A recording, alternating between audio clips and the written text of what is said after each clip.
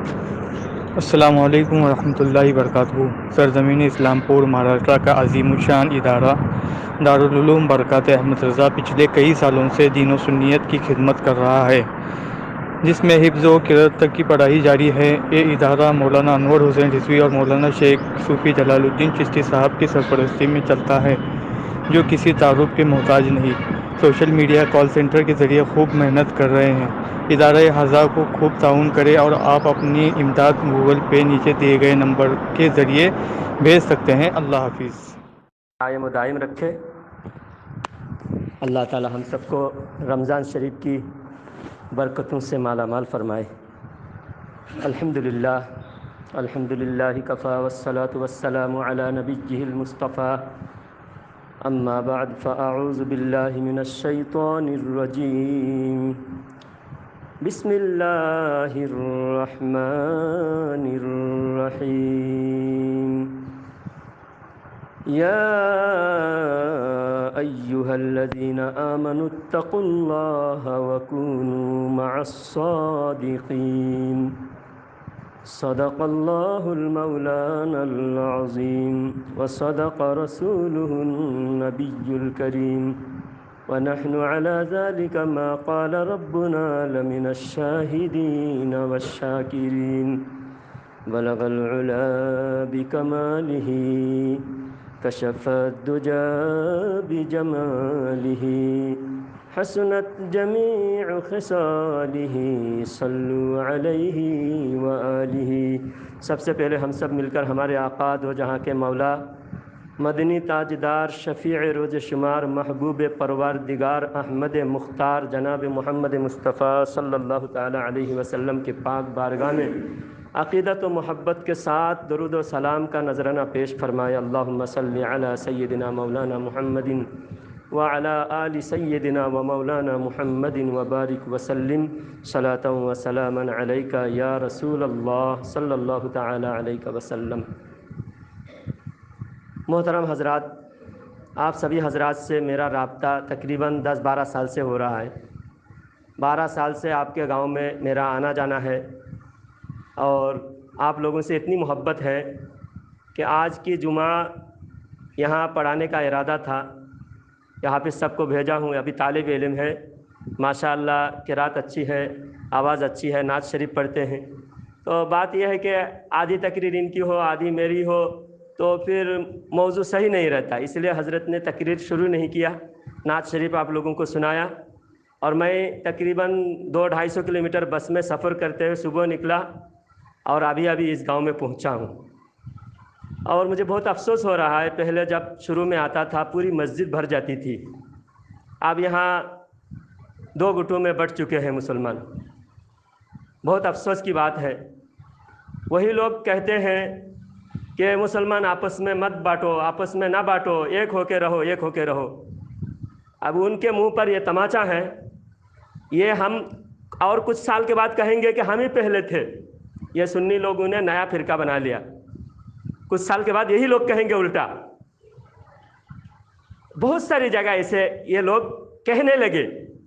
اب یہ بیڑ ضلع ہے، یہاں سے قریب مہاراشٹر میں ہی بیڑ ضلع ہے، تقریباً 100 سے زیادہ مسجدیں ہیں، سب کے سب ان لوگوں نے قبضہ کر لیا ہے۔ جب ان مسجدوں میں جا کر دیکھو تو مسجد کے نیچے انڈر گراؤنڈ میں ہو، مسجد کے باہر صحن میں ہو، مزارات ہے، درگاہ ہے۔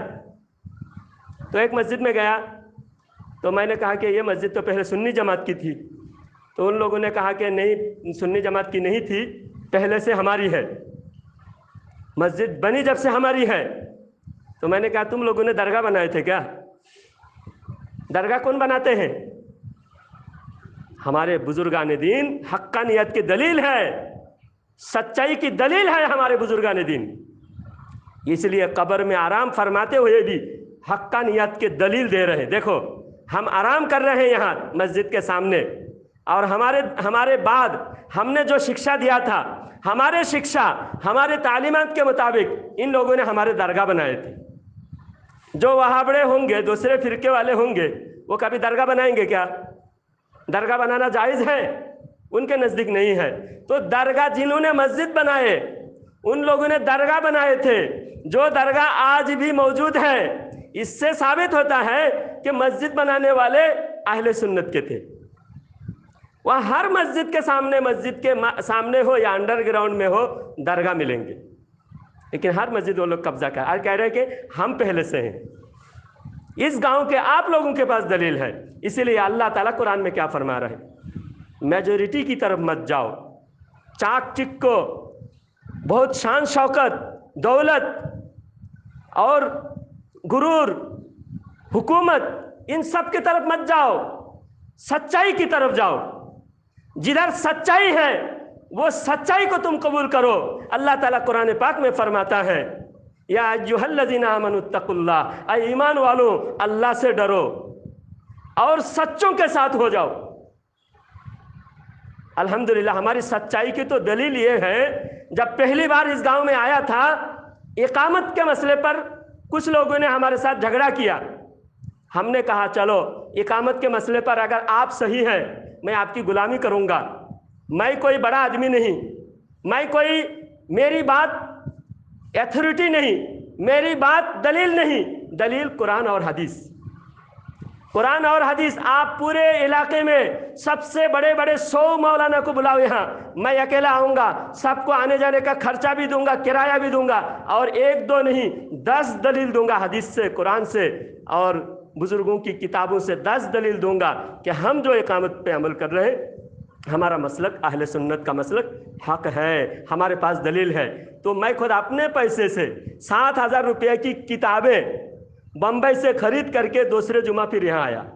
जब पहली जुमा झगड़ा हुआ था, दूसरी जुमा हमने 7,000 रुपये की मेरे जेब से पैसा, मैं फ़कीर आदमी, मुझे कोई तनख्वाह नहीं है, मैं कोई भी अल्लाह के वास्ते मुझे देता है वो पैसा भी मैं राह खुदा में खर्च करता हूँ, फिर भी मैं पैसा जमा करके रखा था।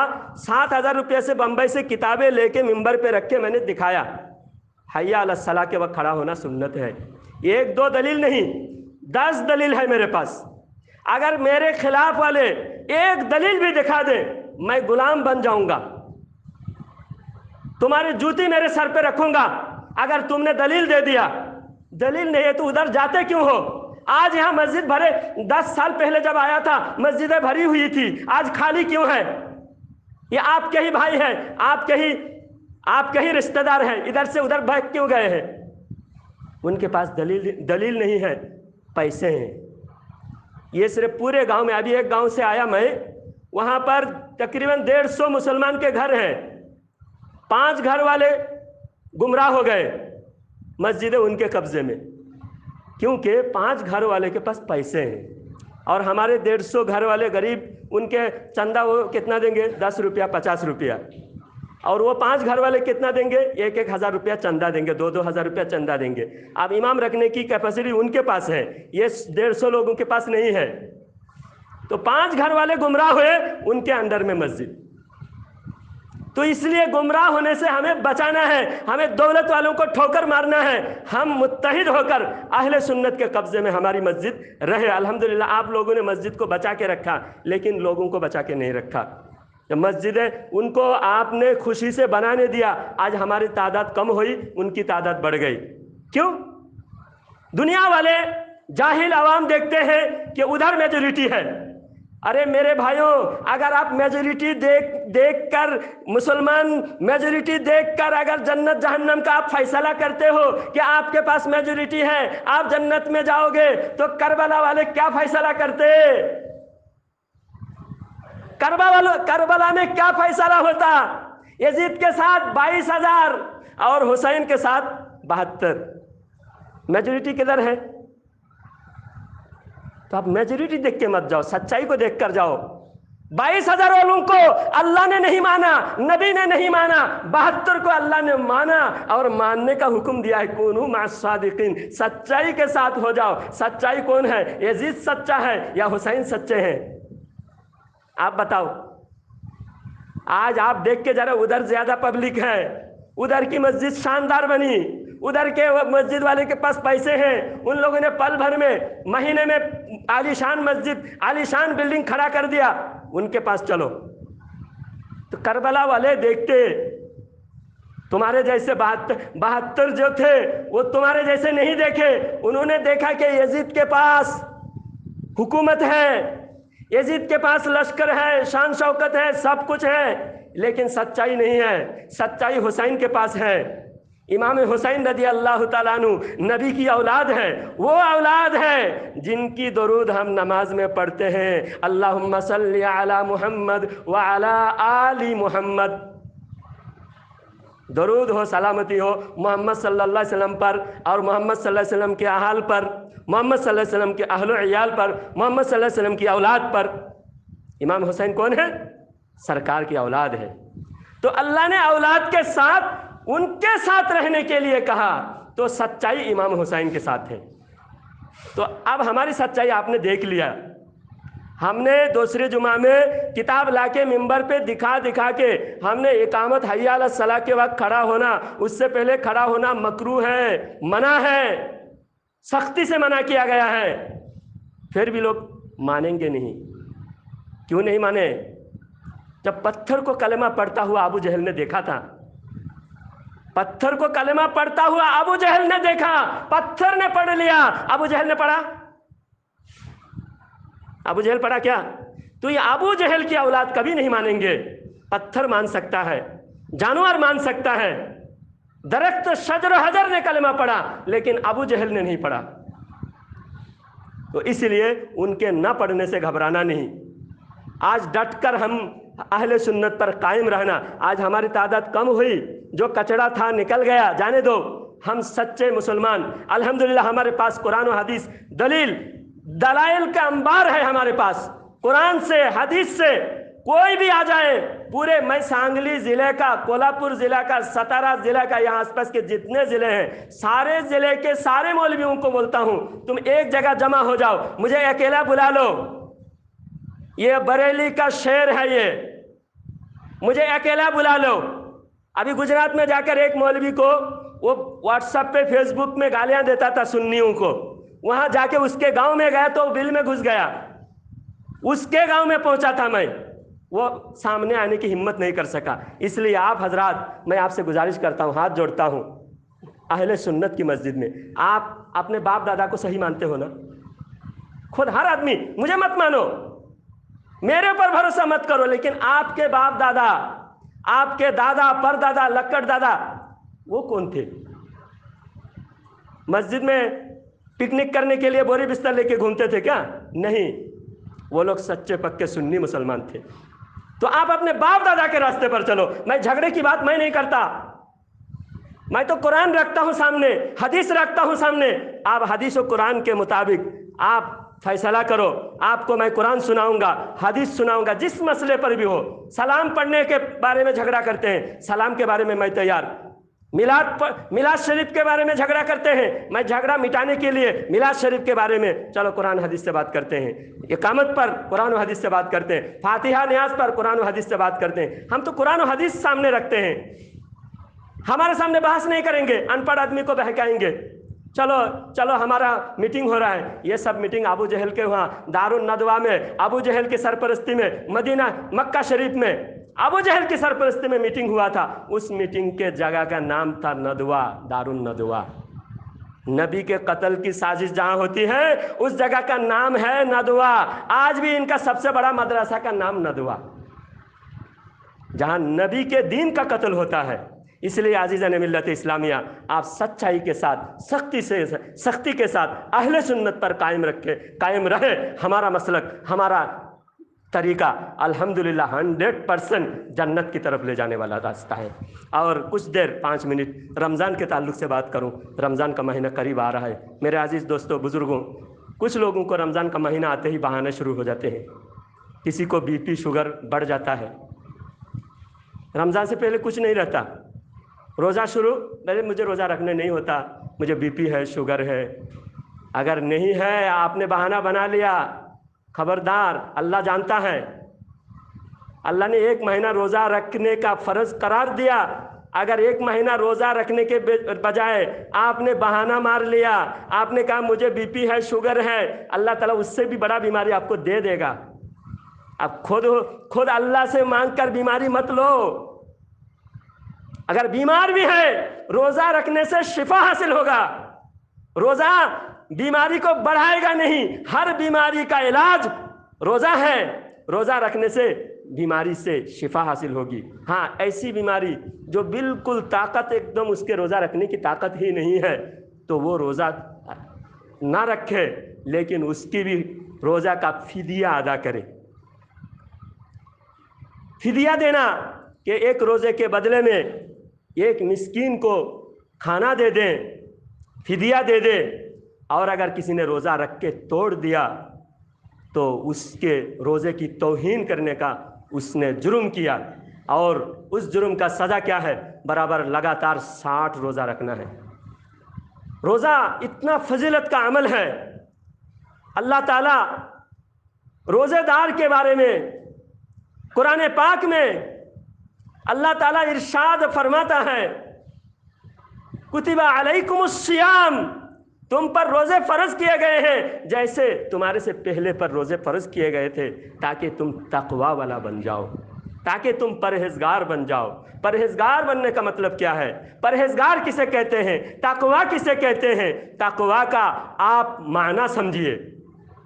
تقوی صرف سنتے رہتے ہیں، تقوی والا ہے، متقی ہے، پرہیزگار ہے. اس کا مطلب کیا ہے؟ تقوی کا مطلب آپ سبھی لوگ یاد رکھیں. آپ سبھی تقوی والا بننا چاہتے ہیں نا؟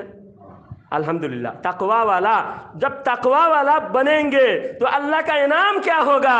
اللہ تعالیٰ فرماتا ہے والعاقبۃ للتقوی، آخری انجام، آخری جیت کس کی ہوگی؟ اللہ سے ڈرنے والوں کی جیت ہوگی. اللہ سے ڈرنے والوں کی جیت ہوگی. حابیل اور قابیل دو نے قربانی کیا. اللہ تعالیٰ قرآن پاک میں فرماتا ہے وَاتْلُ عَلَيْهِمْ نَبَأَ ابْنَيْ آدَمَ بِالْحَقِّ إِذْ قَرَّبَا قُرْبَانًا فَتُقُبِّلَ مِنْ أَحَدِهِمَا وَلَمْ يُتَقَبَّلْ مِنَ الْآخَرِ قَالَ لَأَقْتُلَنَّكَ قَالَ إِنَّمَا يَتَقَبَّلُ اللَّهُ مِنَ الْمُتَّقِينَ. دو نے قربانی کیا، دونوں نے قربانی کے سامان رکھا. ایک کی قربانی قبول ہوئی، دوسری کی قربانی قبول نہیں ہوئی. تو دوسرے نے غصے میں آ کر قابیل نے حابیل کو قتل کرنے کے لیے کھڑا ہوا. تو حابیل نے کہا کہ میری کیا غلطی ہے؟ اللہ تعالیٰ تقوی والوں کی قربانی قبول کرتا ہے. تقوی والوں کی قربانی، تقوی والوں کی عبادت اللہ تعالیٰ قبول فرماتا ہے. تو تقوی والا بننا ہے. تقوی والا کسے کہتے ہیں؟ اللہ کو راضی کرنے والے اعمال سے محبت کرنا، اللہ کو راضی کرنے والے اعمال کرنا، اللہ کو ناراض کرنے والے اعمال سے دور رہنا. یہ دو چیز کا نام کیا ہے؟ تقوی ہے. کیا نام؟ دو چیز کا. اللہ کو راضی کرنے والے اعمال کرنا ہے، اللہ کو ناراض کرنے والے اعمال سے دور رہنا ہے. ماں باپ کو تکلیف دی تو اللہ ناراض ہوگا، دور رہنا. جھوٹ بولنے سے اللہ ناراض ہوگا، دور رہنا. دھوکہ دینے سے اللہ ناراض ہوگا، دھوکہ دینے سے دور رہنا. چغل خوری کرنے سے اللہ ناراض ہوگا. یہ سارے ناراضگی کے اعمال کو دور رہنے کے لیے اور اللہ کو راضی کرنے والے اعمال کو کرنے کا پریکٹس کرنے کے لیے اللہ تعالیٰ نے روزہ کر دیا ہے کہ اللہ کی ناراضگی کے سارے اعمال سے دور ہو جاؤ، اللہ کو راضی کرنے والے اعمال کے قریب ہو جاؤ. اعمال کا پریکٹس کرنے کے لیے اللہ تعالیٰ نے ہر مومن کو دین و اسلام کا سپاہی بنایا ہے، اور سپاہی کا پریکٹس ہوتا ہے.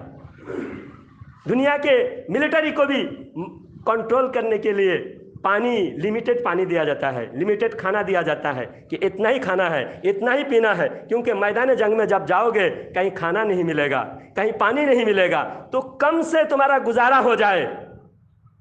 تو اس لیے روزے کو اللہ تعالیٰ نے، انسان کی زندگی جانور کی طرح نہیں ہے. ایک جانور کو چھوڑ دو 24 گھنٹہ کھائے گا، لیکن انسان جانور کی طرح نہیں ہے. انسان اشرف المخلوقات ہے. تو انسان کو اللہ تعالیٰ نے کھانے کی لمٹ طے کرنے کے لیے اللہ تعالیٰ نے روزہ کر دیا. اور روزہ کا بہت سارے فوائد ہیں، بہت سارے روزے کے اندر حکمتیں ہیں. غریب اور مالدار دونوں، آج غریب اور مالدار کے بھید بھاؤ ہر جگہ دنیا میں دیکھنے کو مل رہا ہے. غریب زیادہ غریب ہوتے جا رہا ہے، مالدار زیادہ مالدار ہوتے جا رہا ہے۔ گورنمنٹ نے اسکیم جاری کیا، غریبی ہٹاؤ غریبی ہٹاؤ، غریبی نہیں ہٹا رہے، غریبوں کو ہی ہٹا رہے لوگ۔ اور قرآن نے فیصلہ کر دیا کہ غریبی کو ہٹانے کے لیے، اسلام میں غریبی کو ہٹانے کے لیے تم ایک دسترخوان میں بیٹھو، افطار کرو، اور ساتھ میں بیٹھ کے جو کھانا غریب کھائے وہی کھانا مالدار کھائے، جس ٹائم غریب کھائے اسی ٹائم مالدار کھائے، تو غریبی ہٹ گئی، سب برابر ہو گئے، ایک ہی سب میں کھڑے ہو گئے محمود و ایاز، نہ کوئی ایاز رہا نہ کوئی بندہ نواز، سب برابر اسلام میں کیا جاتا ہے۔ اسلام کا رولز میں سب برابر ہو جاتے ہیں، اور دنیا کا دوسرا کوئی دھرم، کوئی مسلک، کوئی مذہب انسان کو برابر نہیں کر سکتا۔ دوسرے مذہب کی جو بھی قانون، رولز، ریگولیشن ہے، اس میں اس انسان کو برابر نہیں بنایا جا سکتا، صرف اسلام ہی ہے۔ تو اس لیے غریبوں کے دکھ درد، غریبوں کے بھوک پیاس تم کو سمجھنے کے لیے مالداروں کو بھی اللہ تعالیٰ نے سب کو روزہ کرنے کا حکم دیا ہے۔ اور روزہ رکھنے کے بعد جب افطار کا وقت ہوتا ہے، افطار کے وقت افطار لے کر بیٹھے ہوتے ہیں، روزے دار بیٹھے ہوتے ہیں، اللہ تعالیٰ رب ذوالجلال فرشتوں کو پوچھتا ہے، اے میرے فرشتے دنیا میں دیکھو، میرے بندوں کو دیکھو، میرے محبت میں یہ لوگ بھوکے پیاسے بیٹھے ہوئے ہیں، بھوک ہے، سامنے کھانا ہے، پیاس ہے، اچھے اچھے مشروبات ہیں، اچھے اچھے ڈرنکس ہیں، لسی ہے، شربت ہے، سب چیزیں ہیں، لیکن کیوں نہیں کھا رہا ہے؟ ان کو کھانے سے کس نے روکا؟ تو فرشتے کہتے ہیں، اے پروردگار تیری محبت میں نہیں کھا رہا ہے، تو جب حکم دے گا تبھی کھائے گا، تیرے بندے تیری محبت میں بھوکے ہیں، پیاسے ہیں۔ تو اللہ تعالیٰ فرماتا ہے، اے فرشتے اس نے مجھے دیکھا ہے، یہی اور سامنے تو نہیں کھا رہا ہے، لوگوں کے سامنے بند کمرے میں بھی تو نہیں کھایا، اے پروردگار یہ بندے تجھے نہیں دیکھا لیکن تجھ پر ایمان ہے، یقین ہے، یہ بند کمرے میں بھی اچھے اچھے کھانا سامنے ہوتے ہیں، اس لیے وہ نہیں کھاتا کیونکہ وہ اللہ کے لیے روزہ رکھتا ہے۔ حدیث پاک میں اسی کو بیان فرمایا ہے، الصوم لی وانا اجزی بہ، کہ روزہ میرے لیے ہے اور میں اس کا بدلہ ہوں۔ ایک بات غور کرو، میں اس کا بدلہ ہوں، میں بدلہ دیتا ہوں یہ نہیں، میں بدلہ ہوں۔ ایک واقعہ سے یہ حدیث کو میں سمجھا دیتا ہوں مختصر، بہت دن کے بعد آپ کے گاؤں میں آیا ہوں، تھوڑا 5 منٹ مجھے برداشت کر لیجئے۔ روزے کا فلسفہ، میں کتنے دور سے آج تقریباً 250 کلومیٹر سفر کر کے آیا صرف آپ سے ملاقات کرنے کے لیے۔ تو بات یہ ہے کہ حدیث میں روزہ میرے لیے اور میں اس کا بدلہ ہوں۔ ایک واقعہ آتا ہے، محمود غزنوی رحمۃ اللہ علیہ کے ایک غلام تھے ایاز، تو ایاز سے حضرت محمود غزنوی بہت محبت فرماتے تھے، تو باقی دوسرے درباری، وزیر اور دوسرے غلام، دوسرے وزیر، دوسرے نوکر سب اس سے حسد کرتے تھے کہ بادشاہ صرف محمود غزنوی بادشاہ صرف ایاز سے ہی محبت کرتے ہیں، ہم سے محبت کیوں نہیں کرتے؟ ہمارے اندر کیوں یہ نہیں ہے؟ اس کے اندر کیا خصوصیت ہے؟ تو بادشاہ سمجھ گئے کہ درباری لوگ ان سے حسد کرتے ہیں، تو ایک دن بادشاہ نے سب کو سمجھانے کے لیے ہیرے جواہرات پھینک دیے، بہت سارے سونا چاندی ہیرے جواہرات مال دولت پورے دربار میں بیٹھے ہوئے بادشاہ نے پچھال دیے، اور بادشاہ نے کہا کہ جو جس پر ہاتھ رکھے وہ اس کا ہے، جس پر جو ہاتھ رکھے وہ اس کا ہے۔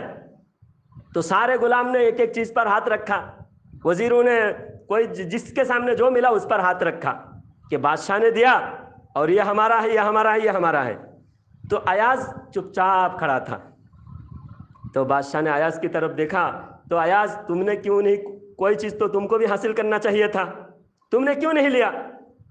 تو بادشاہ سے ایاز کہنے لگے کہ آپ بتائیے، دوبارہ ارشاد فرمائیے، آپ نے کیا انعام کا اعلان کیا، آپ کی کیا شرط تھی؟ تو بادشاہ نے کہا کہ میں نے یہ کہا تھا کہ جو جس پر ہاتھ رکھے وہ اس کا ہے۔ تو ایاز نے کہا میں بھی تو ہاتھ رکھا کسی پر، تو میں نے آپ پر ہاتھ رکھا.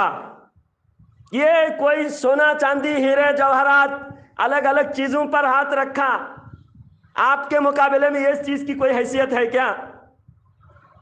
یہ پورے دیش آپ کا ہے، پورے دیش کے ہر دولت آپ کا، آپ دیش کا مالک ہے، آپ بادشاہ ہے، اور یہ چھوٹی چھوٹی چیز پر ان لوگوں نے ہاتھ رکھا. آپ نے جب کہا کہ جو جس پر ہاتھ رکھے وہ اس کا ہے، میں سمجھ گیا، میں فوراً اس کی حقیقت کو سمجھ گیا کہ مجھے یہ دولت نہیں چاہیے، مجھے بادشاہ اگر مل گئے سب چیز مل گئی. اس لیے میں آپ کو اپنایا ہوں، میں سونا چاندی کو اپنایا نہیں، ہیرے جواہرات کو میں نے نہیں اپنایا، میں آپ کو اپنا لیا ہوں. تو بندہ جب روزہ رکھتا ہے تو خدا کو ہی اپنا لیتا ہے، خدا اس کا ہو جاتا ہے، اور جس کا خدا ہو جاتا ہے دنیا کے اور کس چیز کی کمی ہوتی ہے اس کی. اس لیے فرماتا ہے دوسرے نیکیوں کا بدلہ، نماز کا بدلہ فرشتے دیں گے، زکوٰۃ کا بدلہ فرشتے دیں گے اللہ کے حکم سے، دوسرے سارے نیکیوں کا بدلہ فرشتے دیں گے، لیکن روزے کا بدلہ اللہ خود فرماتا ہے میں کوئی چیز نہیں دے رہا ہوں، میں اپنے کو ہی دے رہا ہوں. اے میرا بندہ جب روزہ رکھتا ہے تو میرا خاص بندہ بن جاتا ہے، تیری اور کوئی چیز کی کمی نہیں ہے، میں تیرا ہوں، تو میرا ہے. ہر تمنا دل سے رخصت ہو گئی، اب تو آجا اب تو خلوت ہو گئی. جب خلوت محبوب و محب دونوں ایک دوسرے کا ہو گیا تو روزے میں اور کوئی چیز کی کمی نہیں ہے. روزہ رکھنے سے بندہ خدا کا ہو جاتا ہے اور خدا بندہ کا ہو جاتا ہے. جب فرشتے جب کہتے ہیں اے پروردگار یہ تیری محبت میں پیاسا ہے لیکن کھا نہیں پی نہیں رہا ہے، بھوکا ہے کھا نہیں رہا ہے، اللہ فرماتا ہے اے میرے بندے، اے میرے فرشتوں گواہ رہنا، میں ان سب کو معاف کر دیا، سب کے لیے جنت کا پروانہ کر دیا. ہر روز افطار کے وقت 10 لاکھ جہنمیوں کو اللہ تعالیٰ جہنم سے چھٹکارا دے کر جنت عطا فرما دیتا ہے افطار کے وقت. اس لیے افطار کے وقت کھانے پینے کی طرف دھیان مت دو، افطار کے وقت دعا کی طرف دھیان دو. افطار کے وقت دعائیں قبول ہوتی ہیں، ایک خاص دعا قبول ہوتی ہے، اور خاص دعا آپ دن بھر سوچ کے وہ دعا افطار کے وقت کرو. خاص دعا قبول ہوتی ہے اور افطار کے وقت جہنم سے چھٹکارا دیا جاتا ہے. روزہ تو ہم رکھتے ہیں لیکن ہم لوگ روزہ کیا رکھتے ہیں؟ صرف پیٹ کا روزہ رکھتے ہیں، دل کا روزہ نہیں رکھتے، زبان کا روزہ نہیں رکھتے، آنکھوں کا روزہ نہیں رکھتے. حدیث پاک میں ہے جو روزہ رکھا اور فضول چیزوں سے غلط چیزوں سے نہیں بچا اس کا روزے سے کوئی فائدہ نہیں ہے. روزہ رکھا تو صرف کھانے پینے سے روزہ رکھا، دن بھر بکواس جھوٹ غیبت اور ان چیزوں سے روزہ بالکل بیکار ہو جاتا ہے. اور کچھ لوگ تو روزہ سب چیز سے رکھتا ہے لیکن روزہ رکھنے کے بعد افطار کے وقت غلطی کرتے ہیں، بیوقوفی کرتے ہیں اور حرام چیزوں سے روزہ کھولتا ہے. جتنی محنت ہے ایک پل میں بیکار ہو گیا. تو روزہ رکھیے لیکن روزے کی حفاظت کیجیے. ایک تو غلط باتوں سے، غلط چیزوں سے، جھوٹ سے، غیبت سے، فالتو چیزوں سے بچنا ہے. روزہ رکھنا فالتو چیزوں سے بچنا ہے. اور دوسری بات افطار حلال مال سے کیجیے، اور جو افطار کراتے ہیں وہ بھی ہوشیار ہو جائے. آپ کی وجہ سے کسی اور کا روزہ برباد مت کرو. آپ حلال مال سے دوسروں کو روزہ کھلاؤ. اور روزہ کھولنے کا، دوسرے کو روزہ کھولنے کے لیے کسی چیز دینے کا فضیلت یہ ہے، حدیث پاک میں ہے جو کسی روزے دار کو افطار کرائے اس کو بھی پورا روزے کا ثواب ملتا ہے. صحابہ کرام نے پوچھا یا رسول اللہ ہم میں تو سب غریب لوگ ہیں، ہم زیادہ تر غریب ہیں، ہمارے پاس پیٹ بھر کے کسی کو کھلانے کی بھی حیثیت نہیں ہے. تو اللہ کے نبی صلی اللہ تعالیٰ علیہ وسلم ارشاد فرماتے ہیں پیٹ بھر کے کھلانا مقصد نہیں ہے، کسی نے ایک کھجور بھی دے دیا تو اس کو پورے روزے کا ثواب ملے گا. ایک گلاس اگر شربت، لسی یا کوئی چیز، ایک ٹکڑا روٹی بھی دے دیا، ایک گلاس پانی بھی دے دیا، اس کو بھی پورے روزے کا ثواب ملے گا. تو روزہ رکھ کر دوسروں کی ہمدردی کرے، غریبوں کی ہمدردی کرے، غریبوں کا خیال رکھے اور جتنا ہو سکے روزے داروں کے افطار کا اہتمام کرائے. الحمدللہ ہماری طرف سے بھی آپ سبھی حضرات کو 5 کلو کھجور انتظام کیا ہوں اور الحمدللہ بہترین کھجور یہاں پر رہے گا. آپ کو اس لیے کہہ رہا ہوں آپ یہاں آ کر روزہ کھولیں. ہماری گزارش ہے آپ سے روزہ یہاں پر آ کر کھولے اور روزے کے بعد مغرب کی نماز پڑھے اور تراویح کا بھی اہتمام کرے. تراویح ماشاء اللہ حافظ صاحب کو آپ کے پاس لا کے چھوڑا ہوں میں نے, تو آپ بہترین حافظ ہیں, اچھی تراویح ہوگی یہاں. آپ اہتمام کے ساتھ پابندی کے ساتھ یہاں آ کر روزہ کھولے اور نماز کی پابندی کرے. رمضان میں ایک نیکی 70 گنا زیادہ ثواب ہے اور ایک نفل فرض کے برابر ہے. روزے کے بیان انشاءاللہ اور بھی موقع ملے گا تو اور آپ کو سنائیں گے. اللہ تعالیٰ آپ کو جزائے خیر عطا فرمائے. آپ سبھی حضرات کو اللہ تعالیٰ ایمان پر, اہل سنت پر ثابت قدمی سے قائم رہنے کی توفیق عطا فرمائے. وآخر دعوانا ان الحمدللہ رب العالمین. جو حضرات سنت نہیں پڑھے سنت پڑھ لیجئے.